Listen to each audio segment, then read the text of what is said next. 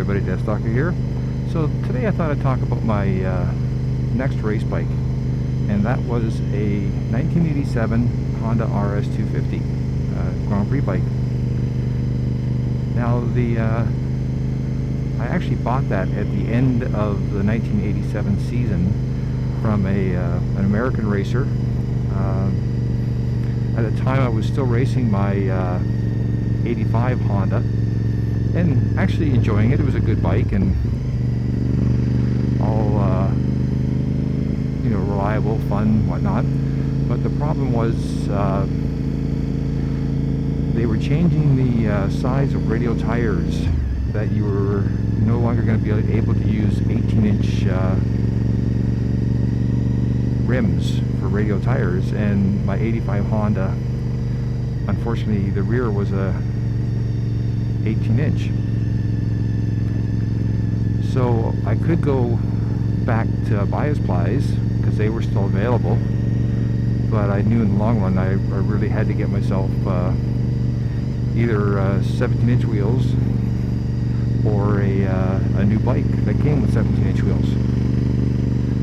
And the 87s RSs actually came with front and rear 17s, and they were actually wide enough because the front on the 85 was actually too narrow for radials, so I would have had to replace that as well. So from a cost standpoint, they just made sense. It was going to cost me around $1,200 for a set of wheels, and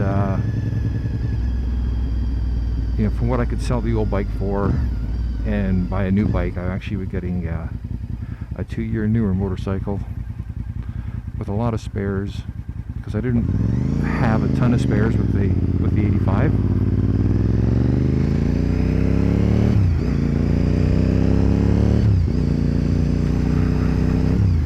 And the 87 actually had a lot of improvements over what the 85 had.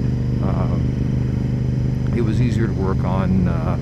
It had more sort of like factory Grand Prix style bits and pieces in it than what my 85 had.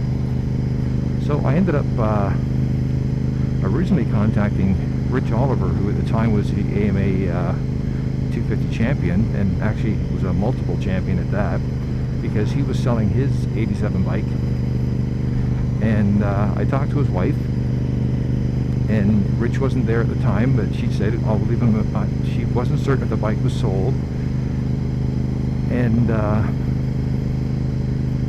he talked to Rich and had him give me a call. And I thought, okay, fine. Well, the next night I actually got a call from Rich telling me, yeah, the bike was sold, which was too bad because the price was actually very good, and it had a crap load of spare parts and accessories and whatnot. It would have been an awesome bike to have. But he said, yeah, the guy's definitely taking it. It's gone. He says, but I do know a couple other guys who are selling their bikes, and he gave me their names and numbers, and he said, give them a call. So I went back to my bike shop that I race out of and talked to my mechanic who did all the engine work for my bikes, because he was actually working on bikes on the AMA circuit. And so I told him that Rich's bike was gone, and he said that's too bad, because Rich's was probably the most reliable of all the bikes he saw, and it was scalding fast.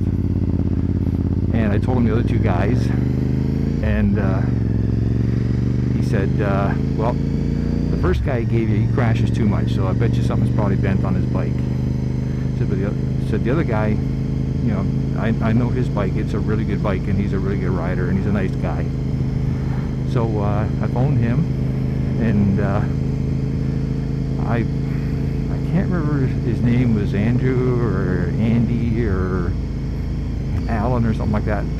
Like, we are talking 30 years ago, and I have a hard time remembering what I did 30 days ago, let alone that 30 years.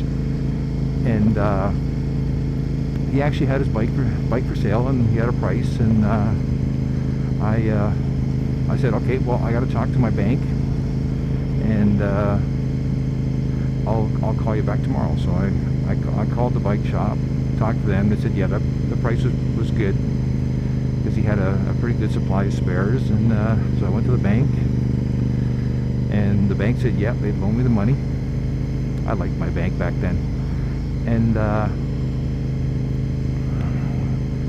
then I called them up, made arrangements, and had the bike shipped.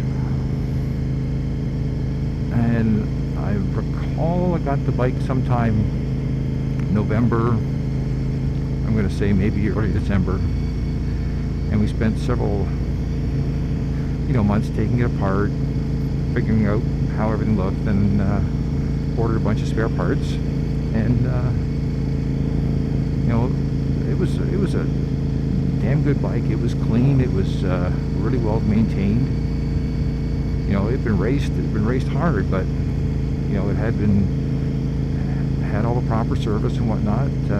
No signs of any abuse, and the guy who owned it really hadn't crashed very much. So that was my